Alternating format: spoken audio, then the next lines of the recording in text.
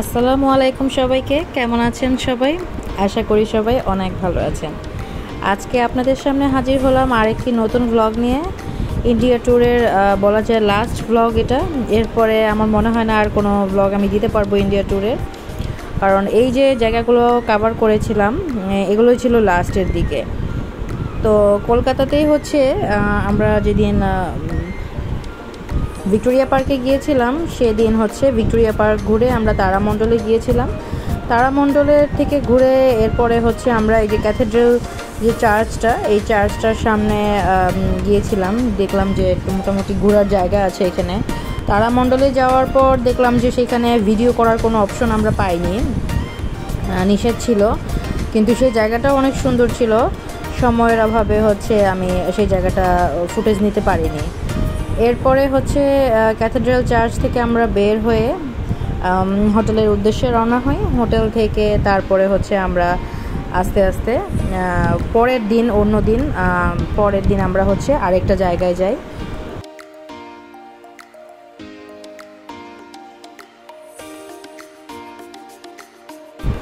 Hotel থেকে তারপর রাতের দিকে আমরা ভাবলাম যে হাওড়া ব্রিজ দেখে আসি। সেই সাথে গিয়ে পেয়ে গেলাম হাওড়া স্টেশন। হাওড়া স্টেশনটাও দেখার সুযোগ হলো। লাইটিংটা দেখতে খুবই সুন্দর লাগছিল। তো আমরা ধর্মতলা থেকে হাওড়া ব্রিজের ট্যাক্সি নিয়ে নিয়েছিলাম। ট্যাক্সিতে করে হাওড়া ব্রিজ নামি, এরপর হেঁটে হেঁটে অনেক দূর হেঁটে এরপর আমরা এই স্টেশনটা দেখতে পাই। এখানে দেখলাম যে মোটামুটি ভালো লোকজন আছে, হাঁটাচলা করছে। তারপরে ভাবলাম যে আমরা একটু হাঁটাহাঁটি করি, এখানে এসে একটু সময় কাটাই, ভালোই লেগেছিল। তারপর আমরা হচ্ছে এখানে একটু স্ট্রিট ফুড খেয়েছিলাম। দেখলাম যে সবাই মোটামুটি এখান থেকে কিনে খাচ্ছে। ভাবলাম যে পেট খারাপ হোক, সমস্যা নেই, এখন তো ট্যুরের শেষের দিকে, তো কিছু স্ট্রিট ফুড ট্রাই করা যাক। তো তারপরে আমরা এখানে এই যে কি জানি বলে, সম্ভবত পাও দিয়ে ডিম ভাজি এরকম নাম শুনেছিলাম। তা আমরা ডাবল এগ দিয়ে এটা খেয়েছিলাম। তারপরে হচ্ছে মোটামুটি এটা খাওয়ার পর আমাদের আর ডিনার করতে হয়নি, কারণ জিনিসটা এত বড় ছিল, আমাদের ডিনারও হয়ে গিয়েছিল, এই আর কি।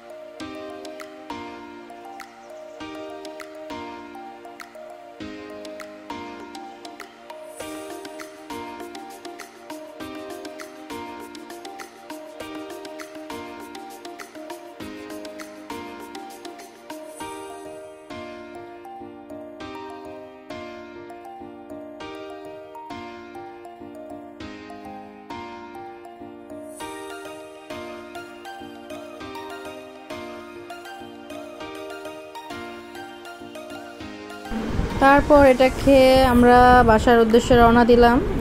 খেয়ে ভালোই লেগেছিল, রিভিউ খারাপ না। এই যে হাওড়া স্টেশনটা, এটা ক্রস করে আমরা তারপরে হোটেলের উদ্দেশ্যে গেলাম। তো এই পথটা দিয়ে হচ্ছে এখান দিয়ে ইউটার্ন নিতে হয়। আর গাড়ির যে স্পিড ছিল, স্পিডের কারণে ভিডিওটা কিছুটা ঝাপসা এসেছে। এই তো তারপরে আমরা হাওড়ার উদ্দেশ্যে ওই দিক দিয়ে ঘুরে হোটেলের উদ্দেশ্যে রওনা দিলাম।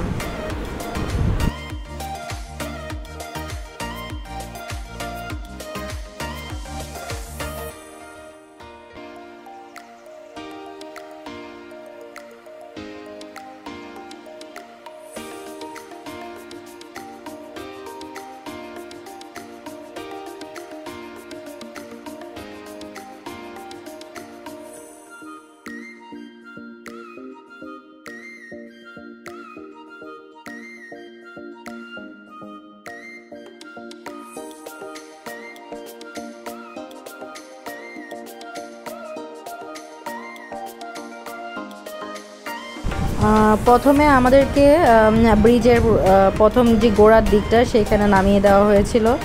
তো তারপর আমরা হেঁটে হেঁটে সেই স্টেশনের দিকে গিয়েছিলাম শুধুমাত্র ব্রিজের সৌন্দর্যটা উপভোগ করার জন্য।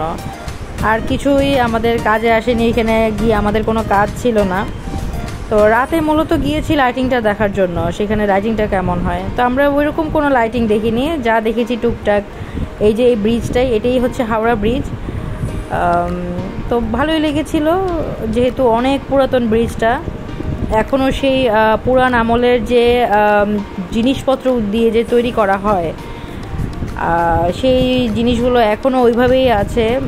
মাঝে মাঝে সম্ভবত মেরামত করা হয় ব্রিজটার, নাহলে এখন এরকম মজবুত থাকতো না।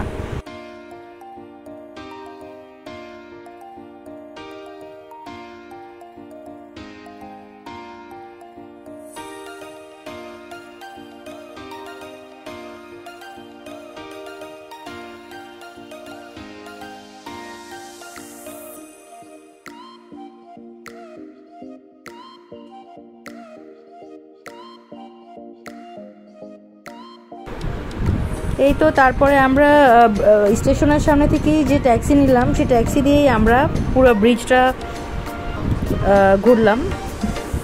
প্রথমে হেঁটে এসেছিলাম পুরো ব্রিজটা, কারণ আমাদেরকে গোড়াতেই নামিয়ে দেওয়া হয়েছিল এই জন্য।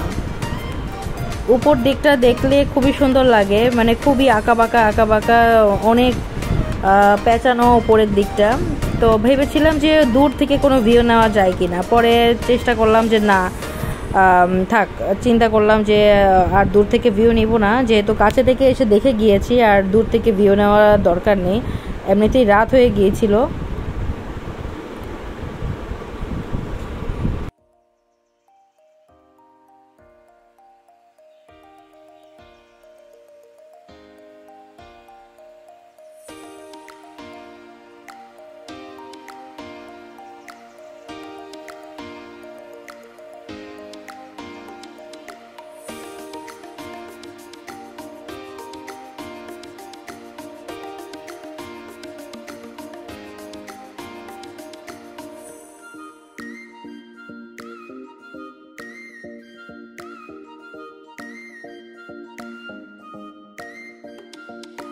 এই তো তারপরে হচ্ছে আস্তে ধীরে আমরা হোটেলে চলে যাই।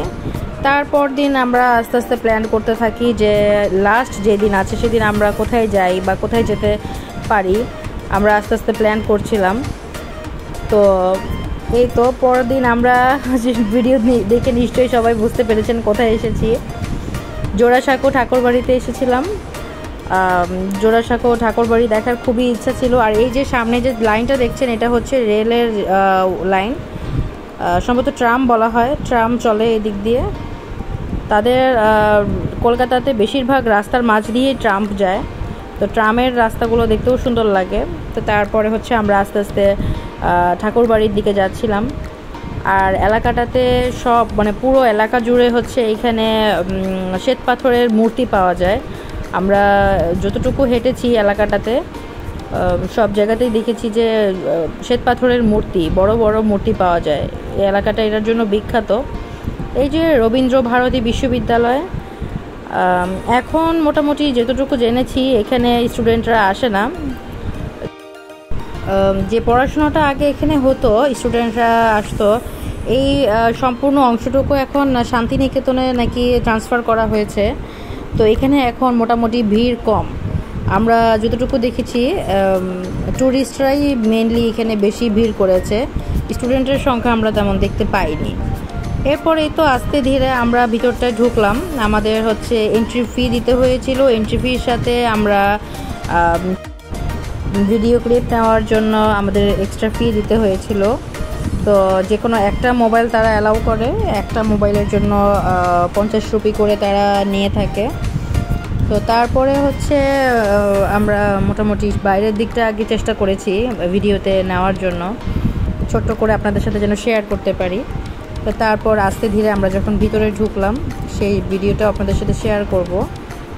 এই তো মূলত রবীন্দ্রনাথ ঠাকুরের যে বাইরে মানে বাড়ির যে বাইরের দিকটা, এই দিকটাই ছিল। ভিতরে কক্ষগুলো ভিডিও করা নিষেধ। শুধু আমরা ঘুরে ঘুরে দেখেছিলাম ভিতরের দিকটা।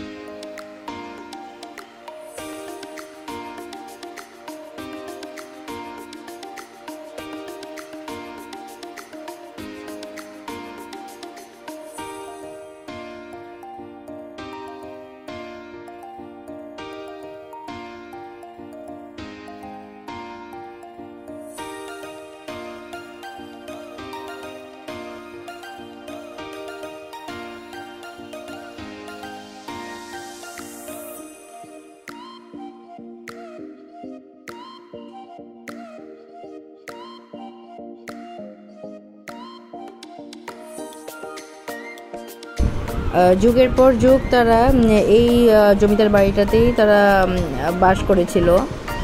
এখন যতটুকু শুনেছি এখানে কেউই থাকে না, তাদের উত্তরাধিকারী যারা থাকার কথা তাদের কোনো পরিচয় এখন নাকি আপাতত জানা যাচ্ছে না, জানা যায় না। তা মানে খুবই ভালো লেগেছিল যে এই জায়গাটাতে, মানে এই জায়গাটা উঠানের মতো। এই জায়গাটাতে একটা সময় মানুষ গম গম করতো, মানুষের আনাগোনা ছিল। আমার মনে হচ্ছিল যে অদৃশ্যভাবে এখানে মানুষ হাঁটছিল। খুব মানে অবাক লাগছিল যে এখন এই জায়গাটাতে কেউ থাকে না। মানে এই পুরো দালানটাতে জমিদার বাড়িটিতে 600-রও বেশি কক্ষ আছে আমরা যতটুকু জানতে পেরেছি। যারা সিকিউরিটির কাজ করছিল তারাই বলছিল যে 600-রও বেশি কক্ষ আছে। তো আমরা আরেকটি ঘর দেখেছিলাম, সেটা হচ্ছে আতুর ঘর, যেখানে বাচ্চা প্রসব করে। তো সেইখানেও আমরা রুমটি দেখেছি। জমিদার বাড়িতে যত বাচ্চা প্রসব হতো সেই আতুর ঘরে বাচ্চাটা প্রসব হতো।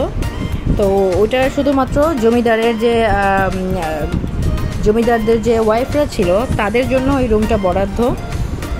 তো মোটামুটি ভালোই দেখেছিলাম। আবার অনেক কিছু আছে, যেমন 60% থেকে 70% জিনিস তারা সরিয়ে ফেলেছে, মানে মূলত জাদুঘরের মতো করে ফেলেছে জায়গাটা, জাস্ট বাড়ির কাঠামোটাই আছে। এই ছিল আজকের ভিডিওটা। পরবর্তীতে দেখা যাক আপনাদের সাথে নতুন কোনো ভিডিও শেয়ার করতে পারি কিনা। তো ততক্ষণ পর্যন্ত সবাই ভালো থাকবেন। ইন্ডিয়া ব্লগ আজকে এই পর্যন্তই। অনেক অনেক ভালো থাকবেন সবাই, আর আমার জন্য দোয়া করবেন। আল্লাহ হাফেজ।